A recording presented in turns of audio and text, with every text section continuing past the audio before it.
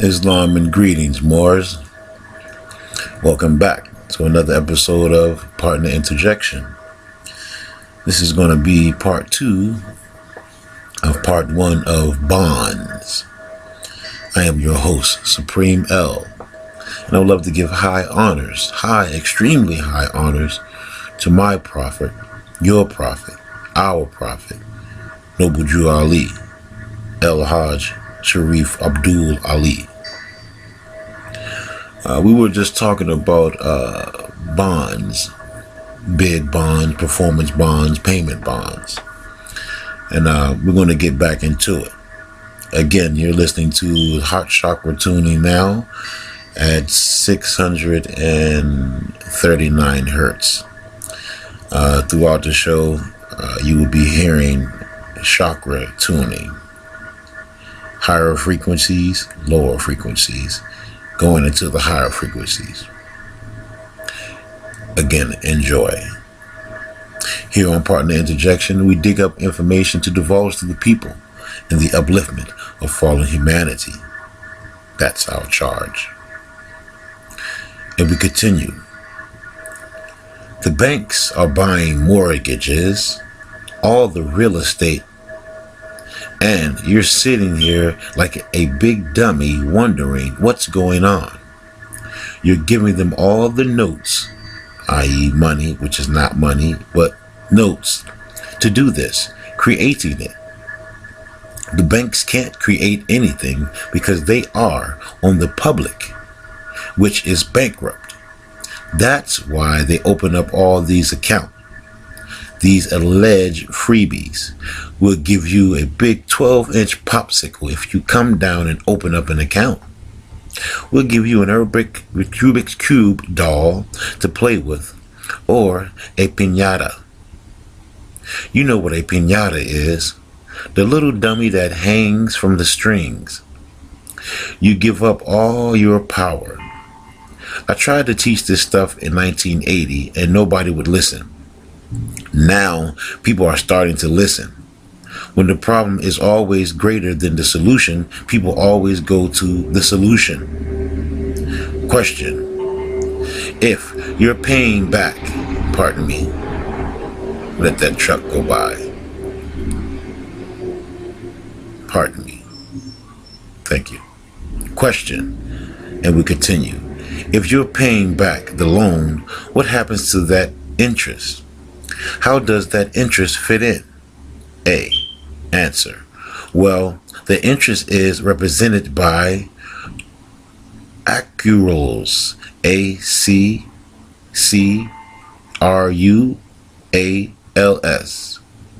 Accruals.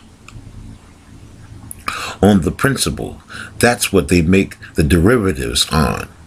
Everything that is circulating as money, i.e. notes, is capital and interest. Really, what it is, principal in circulation. They don't call it principal because it's capital and interest in circulation. Federal Reserve notes, demand deposit accounts, checkbook money, international bills of exchange, any kind of commercial paper are called capital and interest. Partner interjection. We look at that key phrase, commercial paper. Commercial paper. And it brings us back to House Joint Resolution 192. Senator James Traficant. Check it out. Partner interjection. And we continue. Letters of standby credit. End quote. How do you think a bank issues a letter of standby credit? What a bank does take their collateral, which is all these checks from the checking account, which are nothing but promissory notes used as collateral and are used as the standby letters of credit. If you ever looked at my astrological chart, I'm doing this under my chart. I'm dealing with international bankers. Here I am. You guys have a lot of power. You just got to use it. Question. Do you want to set up a step-by-step instruction for someone in jail? Answer. First thing I would do, I need help. I'm trying to teach this stuff. I'll tell you everything I know. I'm not trying to hide anything. The number one thing you want to do is find out who has your bond. What bond am I talking about? The bid bond. The BID bond. Question. Does it make any difference on what charges you have? No, it doesn't matter. If you were waging war, or pardon me, if you was waging your ass, pardon me, everyone is focused on what you did. It has nothing, pardon me, I'm going to try to make this out, this old paper, but I'm gonna make it out for us, okay? It has nothing to do with what you did. When you get to the statute merchant, the statute itself is the bond. What does that bond represent? The public and national debt. That's why they made this. Why do you think they made a straw man a person of title if they're not bankrupt? They had to have a fiction, as they only deal with fictions. And everyone wants to go in there and say, that's not me, or I spell my name. I've done all that. So to get your bid bond, you go into the U.S. courts, who buys all these bid bonds up. Find out what circuit court you're in and click on it. All these instructions are in that 15-page treatise. You need to sit down and read the treatise. This is why we're going to have a follow-up class on this stuff, because you're going to have questions on this stuff. Find out who the holder of your bid bond is on the website of the district court you're in by looking up your case number. Remember, they're not the holder in due course, only the holder. You're the holder in due course. Make sure the guy in prison has a UCC-1 filed. They're doing the same thing with the mortgages. Everyone is dipping into the prison system. Everybody. There are 10,000 corporations in Paine Webber, P-A-I-N-E Webber. I gave you the website. Go into the website and go to Paine Webber, and there's 10,000 corporations listed in there. I've got a file this thick on fidelity management research that is supposed to be the assets of the prison system. Comment. Actually, the first step is to go to the person who is in jail to file a UCC-1. Answer. Right. The first thing you should do is file a UCC-1 with a security agent, agreement. Question. Shouldn't we separate our straw man via a declaration of identity? A. The way my UCC-1 is set up, it identifies the straw man. Number 3. Is you find out who got your bid bond, and all the instructions are in my treatise on page 15. Read the treatise. Educate yourself. I'm doing this for your benefit. I'm up here teaching this stuff for everybody's benefit. We can stop what these people are doing. This is very powerful stuff.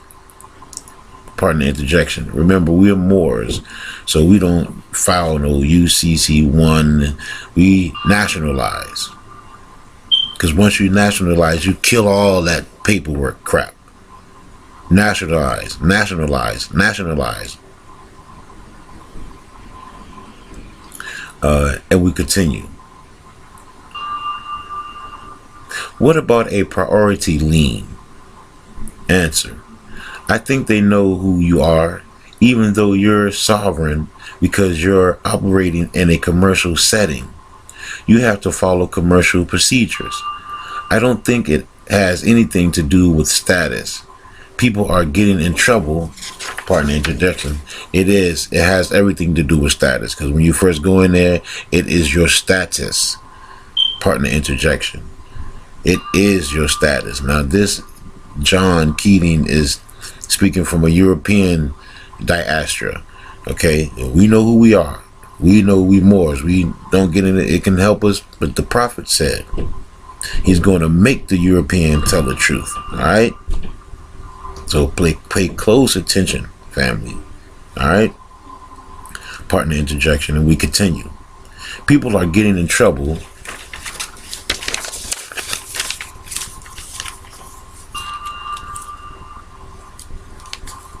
in courtroom, not because they're not sovereign, but because they're getting into commercial dishonor. A default judgment applies to a sovereign. It doesn't matter what your status is.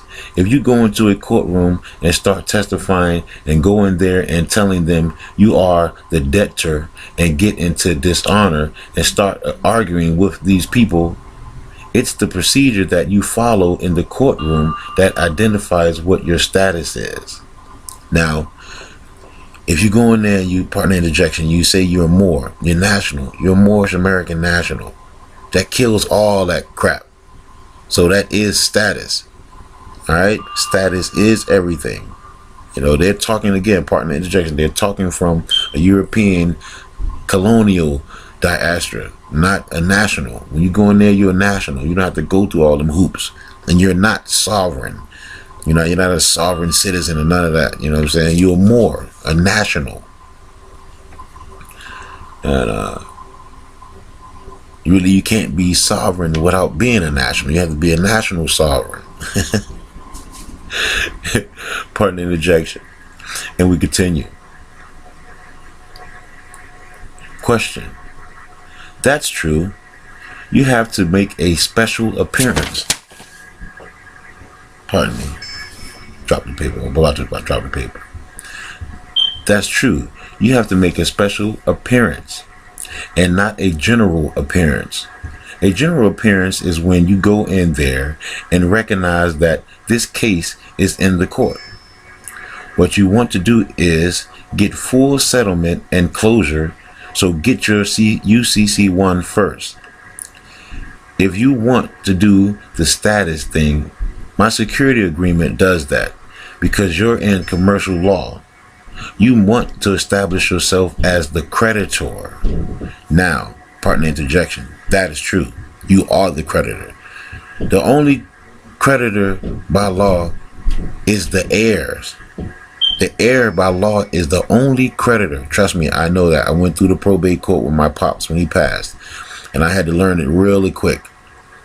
The only creditor is the heir, and that's law.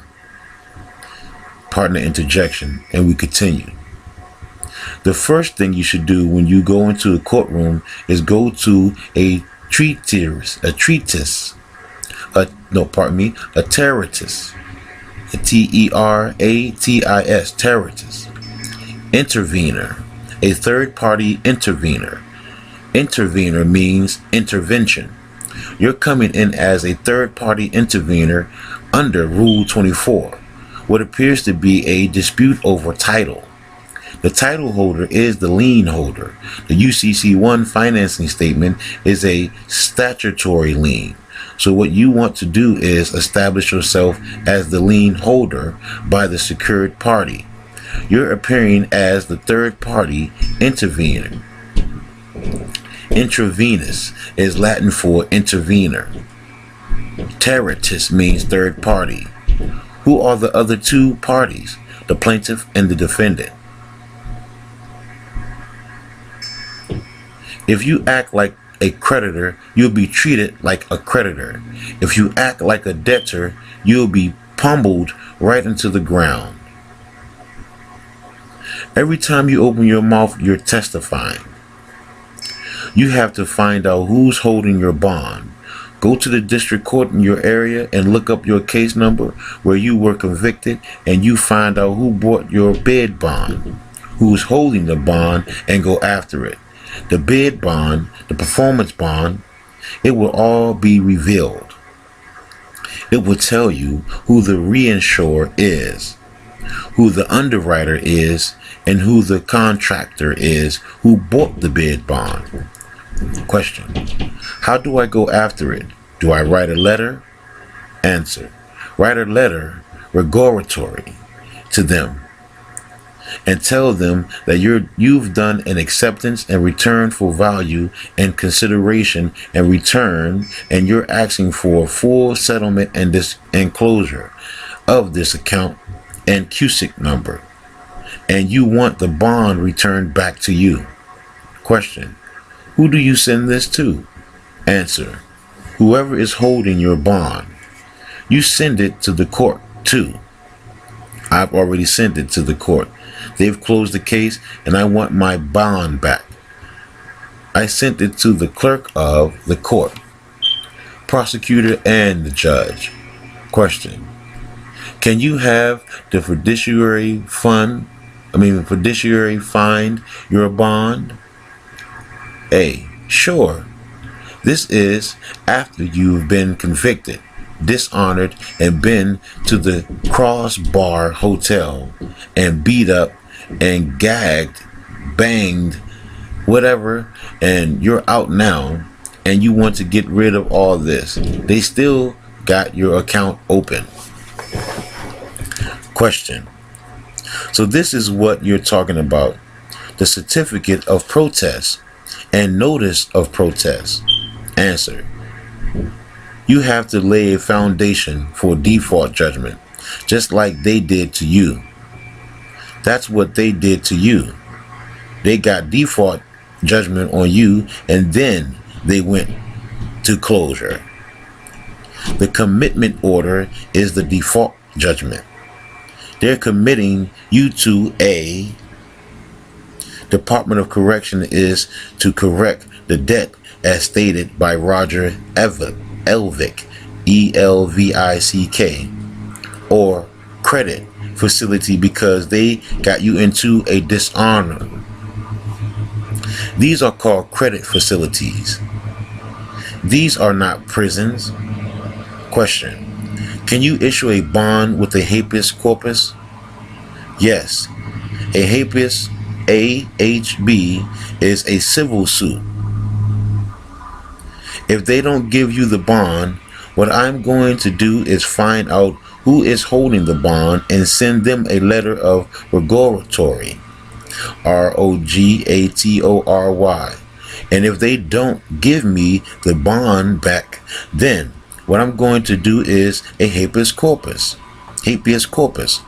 in federal district court to order them to forfeit the bond on the grounds that they are in commercial dishonor. I've got evidence of the dishonor. I've got judgment on them already. The certificate of protest and the notice of protest is your judgment.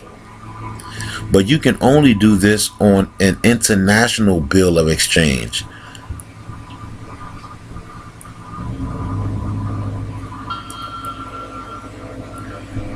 I've already dumped the IBO. Get evidence of their dishonor. The only thing you haven't done is close my account. They have not given me the proceeds or my bond, the fixtures, products, and proceeds.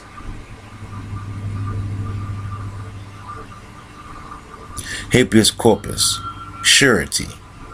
Yes, what you can do is sue the bond with an in requicadia, INREQOCADIA,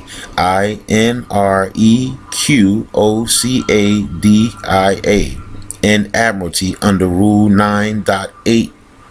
Go after the bond. Name the bond in the suit.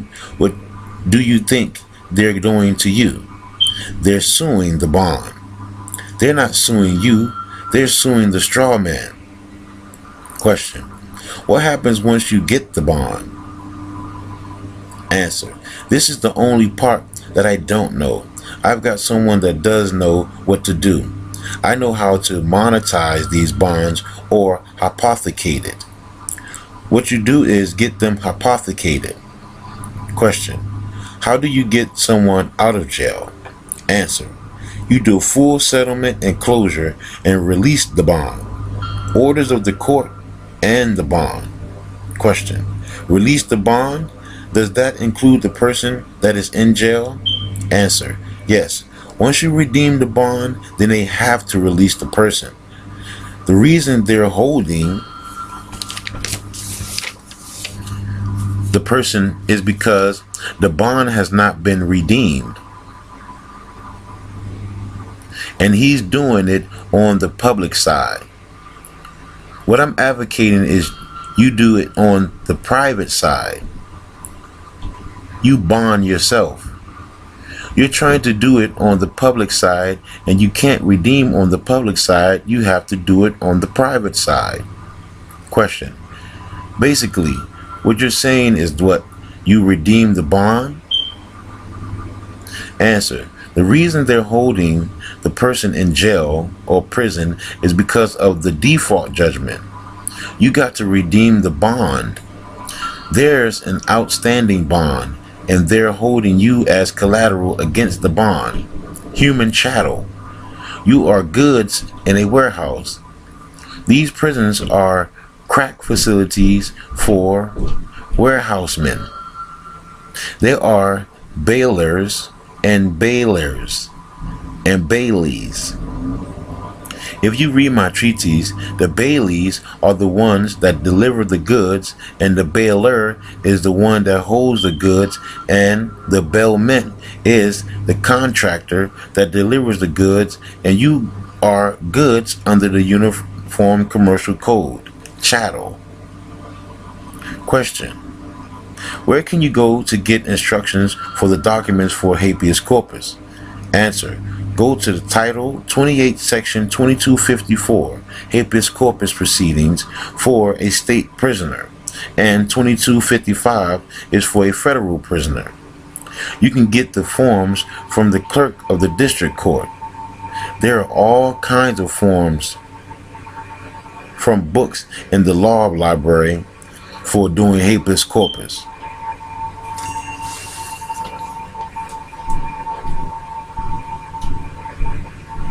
Now, if you're trying to get someone else out of jail, how many people here have someone that they want to get out of jail? Okay, I suggest we get together and figure out how the hell to do this and make it happen. Do these people have a UCC1 they want to file? I think we need to start from scratch. Do they have an account with the U.S. Treasury? That's where they need to start. Need their social security number and number on the back of the social security card, and get their UCC1 filed. Well, partner interjection, we know for a fact that the Department of Treasury do not exist. So, that's their social security number cards, and that's their stuff. Okay? Nationalize. All right, and I'm like I say again, I'm reading from a European diaspora, and it can get points in here. So, take what you can and do what you will. Not what thy will, do what you will. Okay. And we continue. Partner interjection. You're saying all of these numbers are needed in a UCC1? That's correct. That's not true because I discharged a debt for my son from the IRS. How old is your son? 37. He doesn't have any UCC1 file. Well, here is what I'm going to recommend, because there's plenty of people in here that have situations like that. See, partner interjection. See right there? So you don't really need the UCC1. Even the Europeans will tell you. All right, and we continue. If you're interested, I suggest that we create some kind of a work group and figure out this process and start implementing this. We can do it online, or we can get together on the weekend, or whatever you want to do. First of all, there seems to be some discrepancy of information on what needs to be filed on the UCC-1. I didn't put my social security number on it yet because you can amend anytime you want. All right. And this would be the guy Gene or John, Gene or John, however you want to pronounce it. I think the concept of your social security number, birth certificate number, and setting up a Treasury direct account is the Secretary of the Treasury is the fiduciary trustee of the bankruptcy. Note, I also heard it was the Secretary of the Transportation transcriber. He is the one that discharges all your debts, and so you send everything to him. What you do is draw yourself an international bill of exchange and make yourself the payee, and you use your exemption.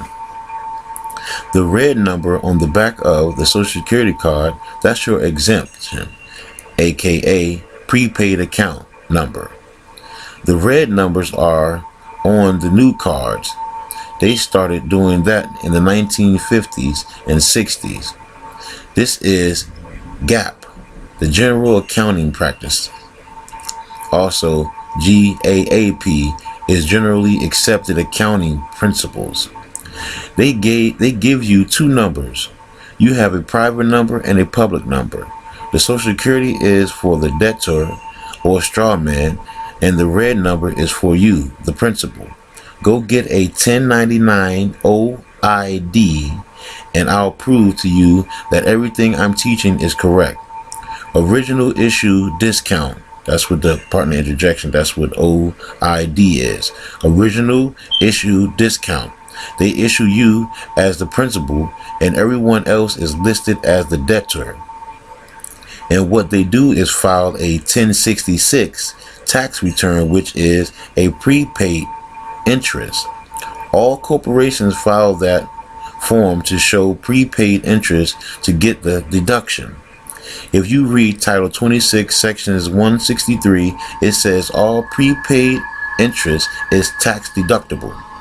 Everybody is doing this thing differently. I've seen guys write checks and they register them as collateral on a UCC-1. Well, everybody wants to do something differently. I filed the birth certificate as collateral, listed the Social Security card. The straw man is a trust fund. I put it down as a trust fund, the Kading John Blaine Trust Fund. That's who the debtor is. Yeah, they say the secured party and the debtor cannot be the same person. The Secretary of State wouldn't let me file it, so I changed it to a trust fund and they let me file it. They won't accept the description that the straw man is a different. They're using your name. Your mother gave them permission to do that. We all get too soon old and too late smart. 1099 OID. That's what they file when they buy these bonds. Let's take another break. End of the workshop. And that's going to take us to the top of this show and lecture and teaching. And again, I will be coming back with more information, and we're going to be dealing with correcting the position of the IRS by Sister Anna Ede L, a beautiful, beautiful sister. Thank you, Mother, and all the works you do. You and Sister Roz. Love y'all. We're going to come back with that. But with the bonds and the bid bonds and the performance bonds and the payments bond and all these bonds, we're going to come back with more information and keep bringing the information to you, family. Now we are on the 6th chakra, the third eye chakra tuning, and that is 852 hertz that you're hearing. And again, family, study. Again, you was hearing coming from a European diaspora, but we're not Europeans. But the prophet again said he's going to make the European tell us the truth. And we just have to take what we can and work with what we got. All right? Thank you for joining me again on another episode of Partner Interjection. I am your host, Supreme L. As always, don't believe me. Go.